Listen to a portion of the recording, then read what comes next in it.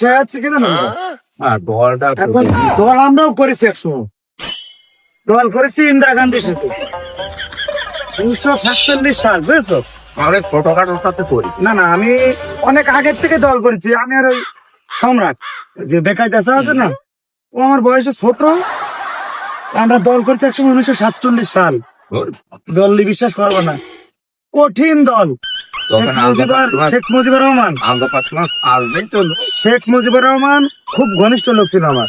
আমার কাছে রাজনীতি শিখান তাই উনি সবসময় কিছু হাতে নিয়ে সবসময় আমার কথা শুনতো। আচ্ছা তুমি এক সময় পাশে ও মামা কি বলে, অনেকদিন দিনে কিছুদিন আমি 100 বছর আত্মগোপনে ছিলাম। তাই জওহরলাল নেহরু এই রাজনীতি কার কাছে শিখেছে? জওয়াহরলাল নেহরু এই আমার কাছে শিখা।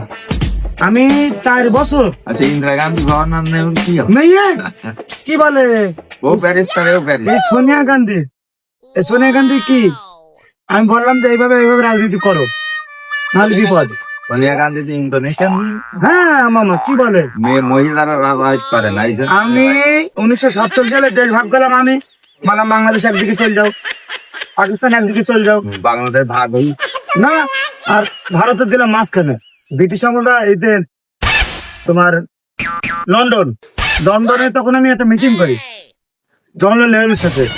সেই মিটিংয়ে আমার সাথে কথা হয় যে এই বাংলাদেশের প্রধানমন্ত্রী বা রাষ্ট্রপতি বানাতে হবে শেখ মুজিবুর রহমানকে। শেখ মুজিবুর রহমান কার ইশারায় হলো? হয়তো ডক্টর মোহাম্মদ ফরিদুল্লাহ একে বললো আগে আরে, বন্ধু একে বললো একদম ক্লোজ বন্ধু।